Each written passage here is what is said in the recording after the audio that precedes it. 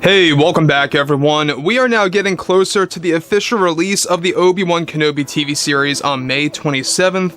Just a short number of days ago, we finally got the official trailer of the Kenobi TV show that really gave us a more in-depth look of Darth Vader himself coming back into the franchise once again.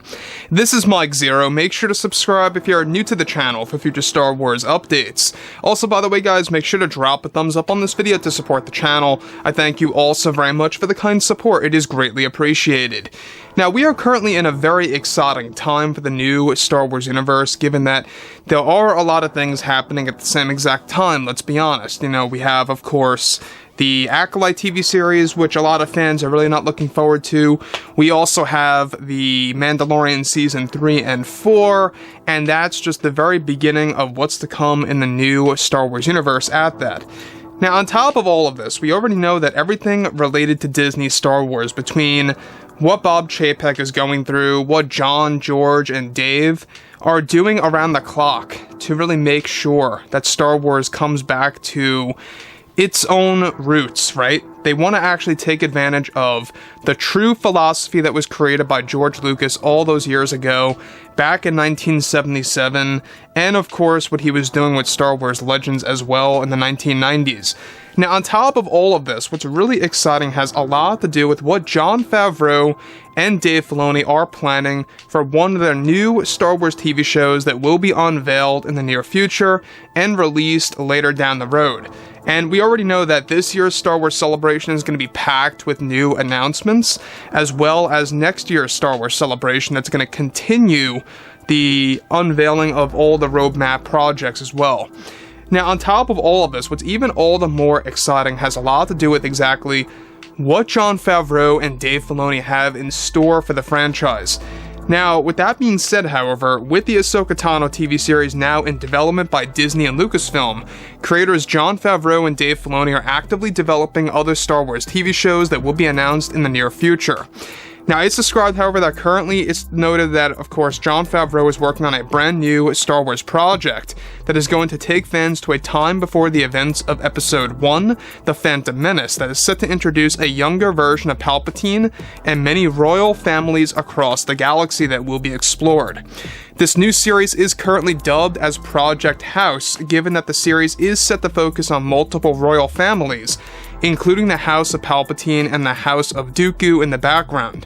One big plan that both Favreau and Filoni have planned, however, for the series is set to involve a live-action take on the death of Darth Plagueis by the hands of Palpatine in this new limited series that is actively in the early development phase, and that they are planning to begin writing the series by the end of this year and getting it released by 2024 or 2025. Now, Favreau's mission is to essentially adapt many areas from James Luceno's book, Plagueis, that will involve also a live-action version of Palpatine not only destroying Darth Plagueis in his sleep, but also how Palpatine destroyed his very own family to let go of any attachments to become the ultimate Sith in this new story. Now, let me just stop right here for 1 second before we move on to the really exciting stuff. Now, this, I think, is exactly what the fans needed all of these years. A lot of fans have always wanted a great adaptation of James Luceno's book about Plagueis and Palpatine. Now, it's not going to be exactly, the adaptation of the book word for word or element by element per se, but they are going to be cherry-picking pieces from James Luceno's book and putting that into the live-action TV show. Now, I really want to make sure that a lot of fans are aware is that this is not really a Palpatine and Plagueis TV show per se. It's more around the lines of a TV show about royal families across the galaxy and how corrupt they are, and one of which being the House of Palpatine.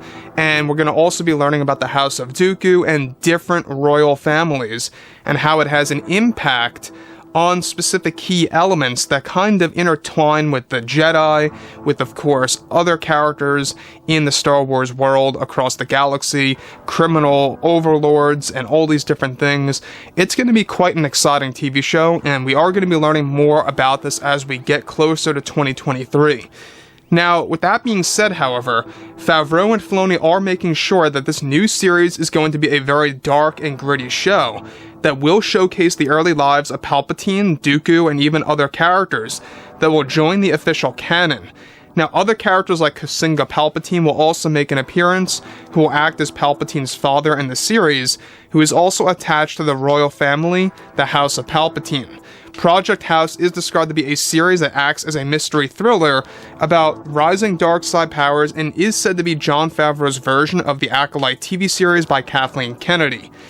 Now, this is described to have the same style as the Acolyte TV show for the fans to witness a mystery thriller that will involve many beloved characters from the franchise.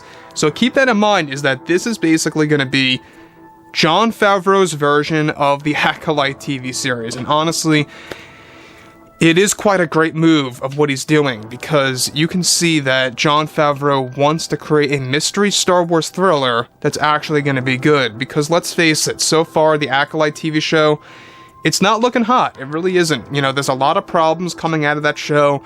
There's a lot of setbacks, a lot of firings, a lot of production issues. Disney is getting very angry with Kathleen Kennedy about her setbacks.